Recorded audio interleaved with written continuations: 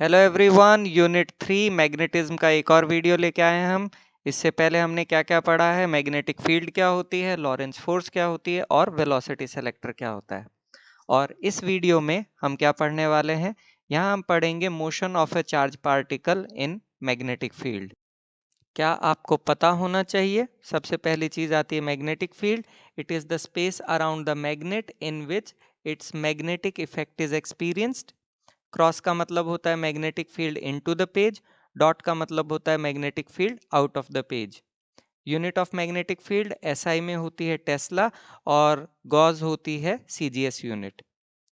Force experience by charge particle in magnetic field ये होता है F equal to Q V cross B या F equal to Q V B sine theta N cap.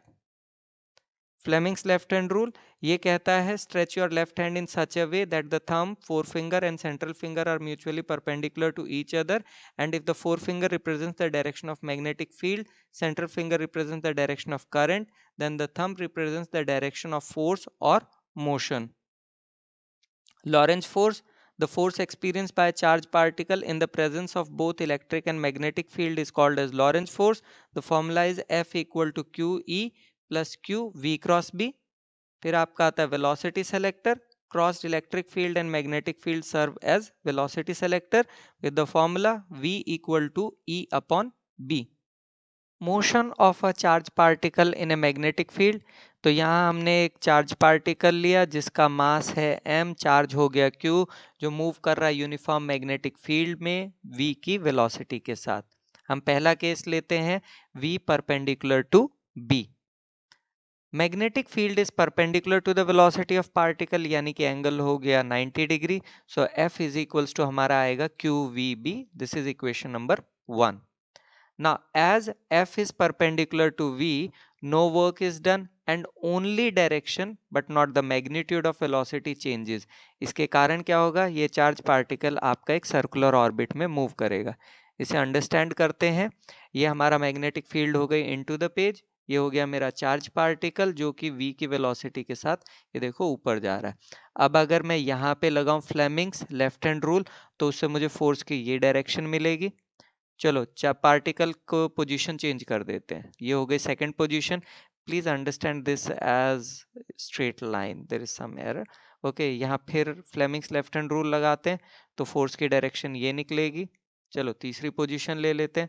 अब यहाँ फिर से Fleming's left hand rule लगाते हैं तो ये फोर्स की डायरेक्शन निकलती है। तो ये हमारी तीन अलग अलग पोजीशंस में फोर्स की direction, and it is pointing towards one point with this point. So ये जो फोर्स है ये एक्ट कर रही है एक सेंट्रीपिटल फोर्स की तरह, और इसके कारण जो है मोशन होगा एक circular motion perpendicular to B, जो आप देख सकते हैं। अब ये सेंट्रीपिटल फोर्स है तो फोर्स के लिए क्या होगा, F equal to M V square by R. Now from 1 and 2 हम क्या लिख सकते हैं, V is equal to Q B R upon M. Angular velocity of rotation omega is equal to होता है V बाय आर। इसमें V की value रखी तो ये हमारा ओमेगा निकलता है Q B upon M. This is equation number 3। Frequency of rotation अगर निकालना चाहूँ तो वो निकलेगी nu is equal to V upon 2 pi. इसमें हमने V की वैल्यू रखी तो ये निकलता है nu is equal to Q B upon 2 pi M. This is equation number 4। Time period of revolution अगर निकालना चाहूँ तो t इज इक्वल टू होता है 1 बाय न्यू, तो t कितना निकलता है 2 pi M upon Q B. ठीक है, या हम कह सकते हैं t is equal to 2 pi by omega, इससे भी निकालूं तो वो आता है 2 pi M upon Q B. तो कोई भी यूज करो, एक ही चीज आएगी। अच्छा, अब अगर मैं इक्वेशन नंबर 3, 4 और 5 को ध्यान से देखूं तो ये पता लगता है angular velocity of rotation, frequency of rotation and time period of rotation revolution जो है वो इंडिपेंडेंट ऑफ वेलोसिटी और एनर्जी होता है। ऑल्सो ये जो फ्रीक्वेंसी ऑफ रोटेशन है ये साइक्लोट्रॉन की फ्रीक्वेंसी है। साइक्लोट्रॉन क्या होता है उसके लिए साइक्लोट्रॉन का वीडियो देखिए। चलिए अब दूसरा केस लेते हैं जिसमें हम लेंगे velocity which is parallel to the magnetic field. इसे रिप्रेजेंट करते हैं, ये हमारी हो गई मैग्नेटिक फील्ड, ये हमारा हो गया चार्ज पार्टिकल। अब ये चार्ज पार्टिकल जब इस में मूव करेगा इस मैग्नेटिक फील्ड में तो उसका मोशन कुछ इस तरह से होगा। ठीक है, तो ये आपका मोशन हम रिप्रेजेंट कर रहे हैं. The particle will move along the magnetic field and cover a linear distance called pitch in one rotation. Now pitch is equals to v into t because pitch is a distance. हमने t की यहाँ पे value put की तो हमारा pitch निकलता है 2 pi m we upon Q B. The final motion of the charge particle is helical. So ये जो मोशन है इसे हम हेलिकल मोशन कहते हैं. ठीक है, यहाँ ध्यान दीजिएगा. The radius of the circular component of motion is called as radius of helix. ये आपका हो गया रेडियस ऑफ हेलिक्स, जिसका फॉर्मूला होता है R is equal to M we upon Q B.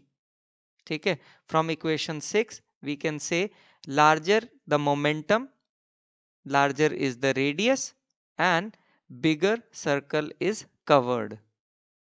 Now in case of motion due to electric field, energy is transferred unlike motion due to magnetic field.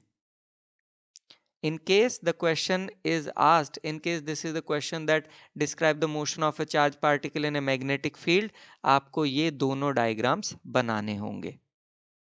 ये जो topic पढ़ा है उस पे based NCERT questions कर लेते हैं. पहला question, what is the radius of the path of an electron, जिसका मास हमें गिवन है, चार्ज भी गिवन है, moving at a speed of 3 × 10⁻⁷ metre per second in a magnetic field of 6 × 10⁻⁻⁴ perpendicular to it. What is its frequency? Calculate its energy in keV. तो हमें क्या क्या given है, हमें मास गिवन है, चार्ज गिवन है, velocity given है और मैग्नेटिक फील्ड गिवन है. नाउ रेडियस ऑफ पाथ का फॉर्मूला होता है R is equal to M we upon Q B. इसमें हमने वैल्यूज पुट की तो रेडियस हमारा निकला 26 × 10⁻⁻² मीटर. फ्रीक्वेंसी हमें निकालनी है. फ्रीक्वेंसी का फॉर्मूला होता है nu is equal to V upon 2 pi are.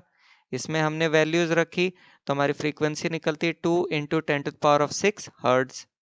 फिर हमें एनर्जी निकालनी है. एनर्जी होता है हाफ एम वी स्क्वायर. इसमें भी हमने वैल्यूज की तो हमारी एनर्जी निकलती 40.5 × 10⁻⁻17 जूल. बट हमें एनर्जी निकालनी है किलो इलेक्ट्रॉन वोल्ट में. तो हमने क्या किया, 1.6 × 10⁻⁻19 से डिवाइड किया उस वैल्यू को और इससे हमें एनर्जी मिलती है 2.5 keV. Next question, a charged particle enters an environment of a strong and non-uniform magnetic field varying from point to point both in magnitude and direction and comes out of it following a complicated trajectory. Would its final speed equal the initial speed if it suffered no collision with the environment? तो answer होगा yes. अब ये क्यों हुआ इसे explain करते हैं. देखो आपका चार्ज पार्टिकल जो है वो बाहर आ रहा है by following a complicated trajectory. इसका मतलब F is perpendicular to V और जब F परपेंडिकुलर होता है V के तो उसमें कोई वर्क डन नहीं होता है, सिर्फ वेलोसिटी की डायरेक्शन चेंज होती है, मैग्नीट्यूड चेंज नहीं होता है. ठीक है, और वेलोसिटी की डायरेक्शन कौन चेंज कर रहा है, मैग्नेटिक फोर्स. तो इसीलिए हम ये कह सकते हैं कि फाइनल स्पीड और इनिशियल स्पीड सेम होगी क्योंकि मैग्नीट्यूड तो सेम ही रहता है.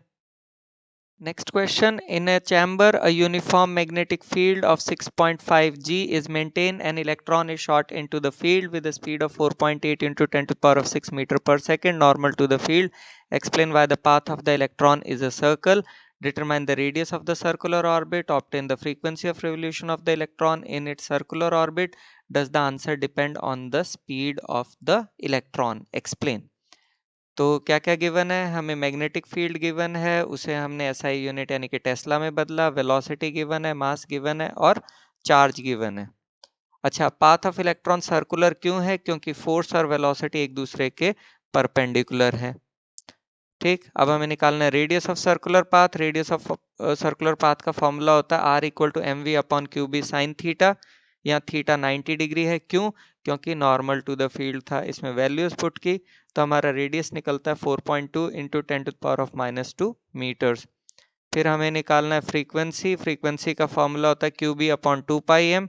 इसमें भी वैल्यूज रखी तो फ्रीक्वेंसी निकलती है 18.2 × 10⁶ हर्ट्ज. तीसरा पार्ट था हमारा, हमसे पूछ रहे हैं क्या फ्रीक्वेंसी स्पीड पे डिपेंड करती है. तो भाई frequency independent of speed of electron है. क्यों, क्योंकि फ्रीक्वेंसी के फॉर्मूले में कहीं स्पीड या वेलोसिटी ऑफ इलेक्ट्रॉन आ ही नहीं रहा है. फ्रीक्वेंसी डिपेंड करती है चार्ज और मास ऑफ पार्टिकल, और इस केस में पार्टिकल आपका इलेक्ट्रॉन है। Next question, an electron emitted by a heated cathode and accelerated through a potential difference of 2 keV enters a region with uniform magnetic field of 0.15 T. Determine the trajectory of the electron if the field is transverse to its initial velocity or makes an angle of 30 degree with the initial velocity. तो given क्या है, हमें v given है, उसे हमने volt में convert किया, b given है। ठीक है, वेलोसिटी ऑफ पार्टिकल फॉर्मूला होता है v equal to under root of 2 ev upon m। अब ये कहाँ से आया, देखो k इक्वल टू होता है हाफ mv स्क्वायर और k इक्वल टू होता है ev। इन दोनों को अगर इक्वेट करेंगे और सॉल्व करेंगे तो हमें v निकलता है under root of 2 ev by m। इसमें हम वैल्यूज रखते हैं तो हमारी वेलोसिटी ऑफ पार्टिकल जो निकल के आती है वो आती है 2.652 इंटू 10⁻⁷ मीटर पर सेकेंड। ठीक है, हमें निकालना है trajectory when it is transverse to its initial velocity. Now as the field is transverse to its initial velocity, so theta is 90 degree, so the electron moves in a circular path. ठीक है, radius of circular path निकालना है, r is equal to mv sin theta upon eb। इसमें values put की तो हमारे पास निकलता है 1 mm। ध्यान दीजिए theta is 90 degree because it is transverse. Theta 90 हम पहले ही बता चुके क्यों आता है। ठीक है, दूसरा part makes an angle of 30 degree. ठीक है, as the field makes an angle of 30 degree with the initial velocity. ठीक, so the electron moves in a helical path. यहाँ रेडियस ऑफ सर्कुलर पाथ निकालें तो r equal to mv sin theta upon eb। इसमें आपका theta हो गया 30 degree, सारी values put की तो ये निकलता है 0.5 mm। ठीक है, सो the electron has helical trajectory of radius 0.5 mm along the direction of the magnetic field. Next question, a mono-energetic 18 kilo electron volt electron beam initially in horizontal direction is subjected to a horizontal magnetic field of 0.4 G normal to the initial direction. Estimate the up or down deflection of the beam over a distance of 30 centimeter. Mass of electron is given. तो सबसे पहले हम इसका diagram बनाते हैं। तो ये तो हो गई मेरी magnetic field, horizontal magnetic field. ठीक है, 30 सेंटीमीटर का जो हमें क्वेश्चन में पूछा ही हुआ डिस्टेंस। ठीक है, और ये मेरा हो गया इलेक्ट्रॉन बीम। ठीक, और क्या क्या गिवन है, हमें एनर्जी गिवन है, उसे हमने जूल्स में बदला। मैग्नेटिक फील्ड गिवन है, मास ऑफ इलेक्ट्रॉन, और ये डिस्टेंस 30 सेंटीमीटर यानी कि 0.3 मीटर के बराबर। वेलोसिटी ऑफ इलेक्ट्रॉन बीम निकाले तो उसका फॉर्मूला होता है v is equal to under root of 2e upon m।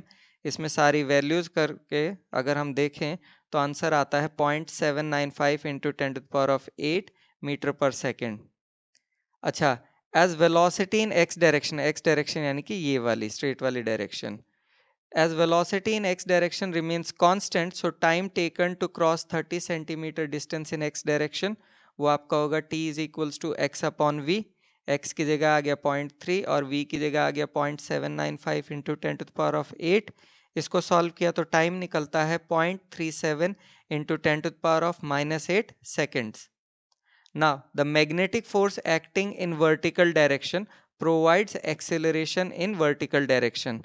इसका मतलब ये निकलता है M A is equal to Q V B. F equal to M A से एम ए आ गया और F equal to Q V B से आपका ये क्यू वी बी आ गया। तो दोनों ही फोर्सेस थी, दोनों को इक्वेट करके हम एक्सेलरेशन का फॉर्मूला निकाल सकते हैं जो आएगा Q V B upon M. इसमें हमने सारी वैल्यूज रखी, सो एक्सेलरेशन निकलता है 5.63 into 10⁻14 metre per second square. Acceleration आ गया मेरे पास। अब मुझे निकालना है वर्टिकल डिफ्लेक्शन यानी कि y की वैल्यू। ठीक है, इसके लिए हम यूज करेंगे second equation of motion, y is equal to U T plus half A T square. Initially rest पे था तो ये आपका फर्स्ट टर्म तो जीरो हो गई, फिर हमने हाफ को लिखा 0.5, a की वैल्यू रखी और t की वैल्यू रखी।